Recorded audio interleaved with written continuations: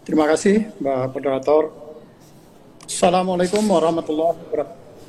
Selamat siang dan bagi kita semua. Om Swastiastu, Namo Buddhaya, salam kebajikan. Pertama-tama kami mengucapkan permohonan maaf atas Kepala BKN tidak bisa hadir pada pertemuan kita pada siang hari ini karena ada kegiatan lain yang beliau tidak bisa wakilkan.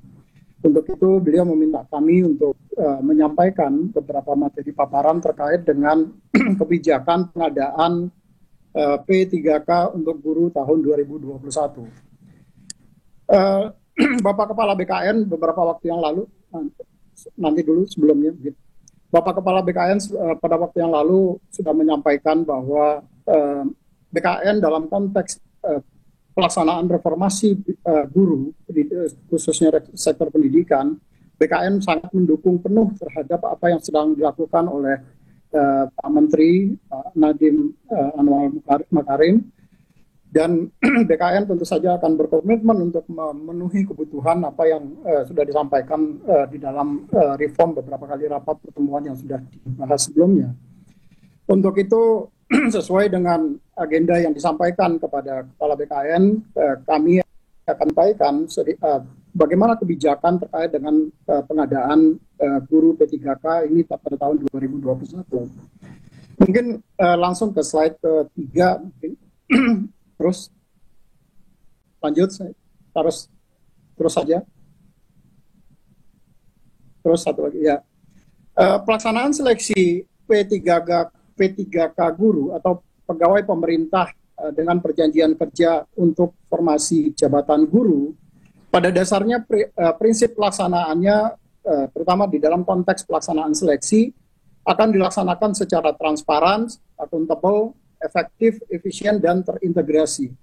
Transparan tentu saja sebagaimana proses pelaksanaan seleksi calon pegawai negeri sipil ataupun calon pegawai P3K tahap pertama yang sudah dilakukan beberapa waktu yang lalu, di mana semua publik masyarakat akan bisa mengontrol, melihat dari capaian yang diperoleh oleh setiap peserta seleksi.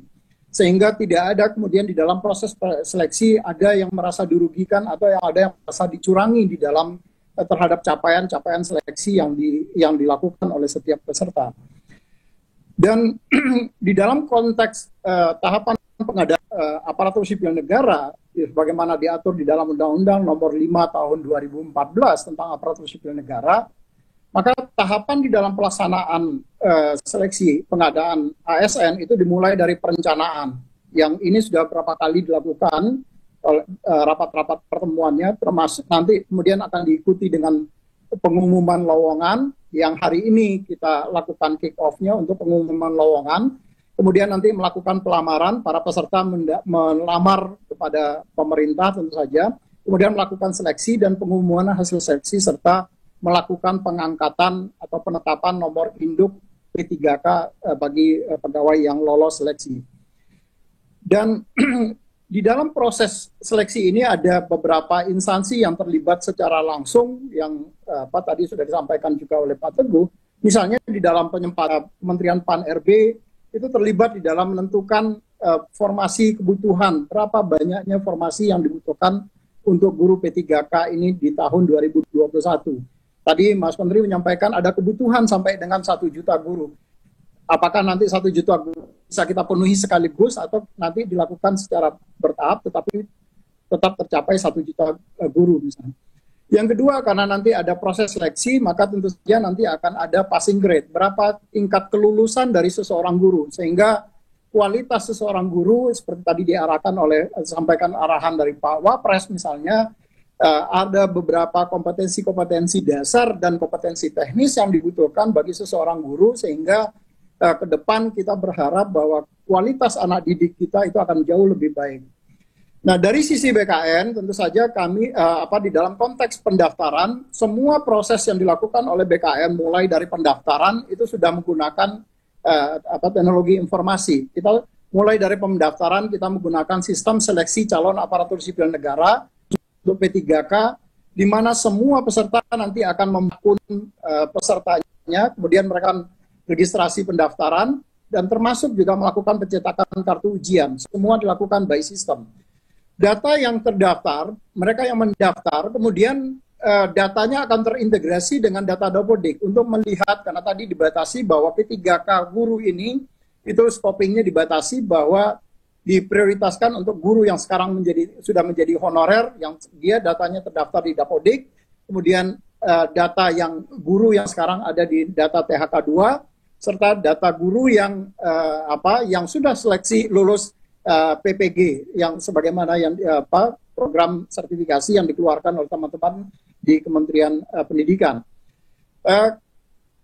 Karena di dalam Undang-Undang ASN, Undang-Undang Nomor 5 Tahun 2014 juga, yang berhak menjadi aparatur sipil negara adalah warga negara Indonesia, maka tentu saja nanti pada saat pendaftaran sistem juga akan terkoneksi atau terintegrasi dengan data Dapodik, data Dukcapil, sehingga kami memastikan bahwa semua data orang yang mendaftar itu adalah warga negara Indonesia. Nah, begitu nanti mereka setelah melakukan pendaftaran, maka data kemudian akan dikirim ke sistemnya Kementerian Dikbud, UNBK, Ujian Nasional Berbasis Komputerisasi. Semua proses pengiriman data itu akan dilakukan dengan menggunakan sistem. Jadi tidak ada data yang akan tercecer di tengah jalan. Begitu selesai pelaksanaan seleksi, maka nanti dilakukan pengolahan hasil ujian itu juga langsung disampaikan kepada BKN untuk dilakukan pengolahan nilai dan sekaligus melakukan penetapan NIP.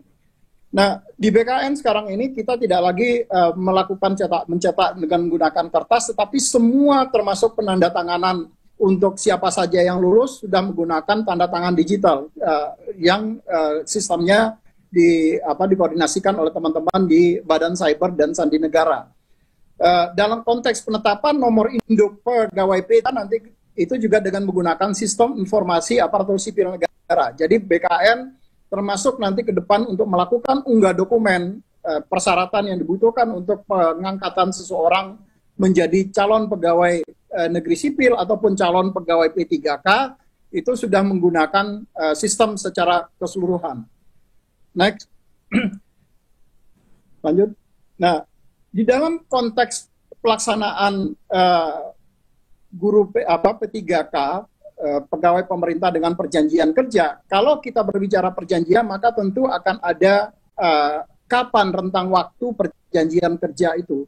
Undang-Undang Nomor 5 Tahun 2014 ataupun PP 49 Tahun 2017 tentang manajemen P3K, di situ sudah mengatur bahwa perjanjian kontrak dengan pegawai P3K itu paling singkat dilakukan 1 tahun dan dipanjang sesuai dengan pencapaian kinerja dari setiap pegawai P3K tadi.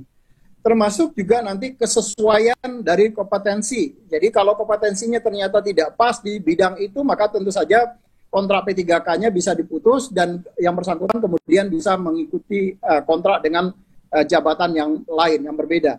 Kemudian tentu tapi setelah melaksanakan seleksi. Kemudian ada berdasarkan atas kebutuhan instansi.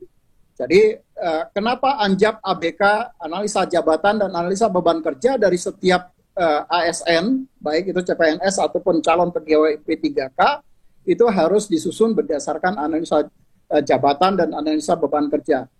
Kemudian yang terakhir adalah kontrak itu dapat diperpanjang setelah mendapat persetujuan dari PPK, pejabat pembina kepegawaian, yang dalam hal ini adalah Bapak Ibu Gubernur, Bapak Ibu Bupati, dan Bapak Ibu Wali Kota. Nah, dalam konteks peraturan perundang-undangan juga diatur apa sih yang kemudian bisa menyebabkan perjanjian kerja itu bisa dihentikan. Yang pertama, dia bisa dihentikan secara hormat. Kalau misalnya jangka waktu perjanjiannya sudah berakhir. Misalnya kalau dia sudah memasuki batas usia yang dipersyaratkan di dalam jabatannya. Jadi kalau untuk guru misalnya batas usia yang dipersyaratkan di dalam jabatannya maksimum 60 tahun, maka nanti mereka akan dapat diberhentikan dengan hormat setelah yang bersangkutan mencapai batas usia 60 tahun. Kemudian juga karena yang bersangkutan meninggal dunia atau karena atas permintaan sendiri, mungkin dia diterima dari pekerjaan di tempat lain, kemudian dia mengundurkan diri, maka dia bisa diberhentikan dengan hormat. Kemudian karena ada faktor perampingan organisasi kebijakan pemerintah yang mengakibatkan ada mau tidak mau atau suka tidak suka ada pengurangan dari pegawai P3K itu sendiri.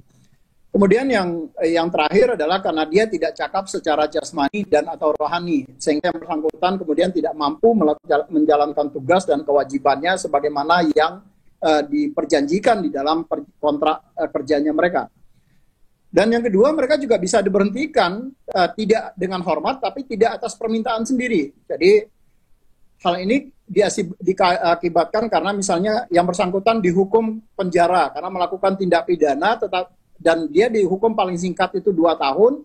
Tindak pidananya itu dilakukan tanpa rencana, maka jadi dia kebawa dampak dari tindak pidana yang dilakukan secara berkelompok misalnya. Nah, dia bisa diberhentikan dengan hormat, tapi tidak atas permintaan sendiri. Kemudian yang kedua adalah karena dia melakukan pelanggaran disiplin tingkat berat, sebagaimana yang diatur di dalam PP 53 tentang disiplin pegawai ASN.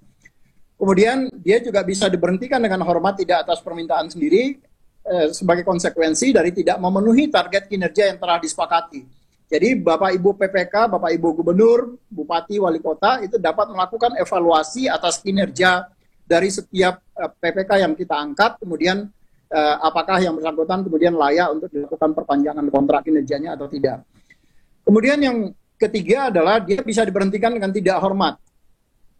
Apabila kalau dia melakukan penyelewengan terhadap Pancasila dan Undang-Undang Dasar, maka dia bisa diberhentikan dengan tidak hormat. Kemudian dia dihukum penjara atau kurungan karena telah melakukan tindak pidana kejahatan jabatan. Jadi dia melakukan korupsi yang ada hubungannya dengan jabatan, dan itu kemudian sudah ditetapkan oleh keputusan pengadilan, maka dia bisa diberhentikan dengan tidak hormat. Yang selanjutnya adalah kalau dia ikut menjadi anggota atau pengurus partai politik. Ini tidak hanya berlaku bagi pegawai P3K, tetapi juga berlaku bagi pegawai negeri sipil. Jadi kalau dia menjadi partai politik, maka yang bersangkutan kemudian dapat diberhentikan dengan tidak hormat. Dan yang terakhir adalah yang bersangkutan kemudian dihukum penjara karena melakukan tindak pidana yang diancam dengan pidana penjara paling singkat 2 tahun atau lebih, dan pidana tersebut dilakukan secara berencana. Jadi sudah ada tindakan-tindakan yang berdampak terhadap tindakan pidana yang kemudian yang bersangkutan dipenjara. Ini kemudian bisa diberhentikan dengan tidak hormat bagi pegawai P3K yang tadi. Itu mungkin beberapa hal yang perlu kami sampaikan dari sisi Badan Kepegawaian Negara, dan atas perhatiannya kami ucapkan terima kasih. Assalamualaikum warahmatullahi wabarakatuh.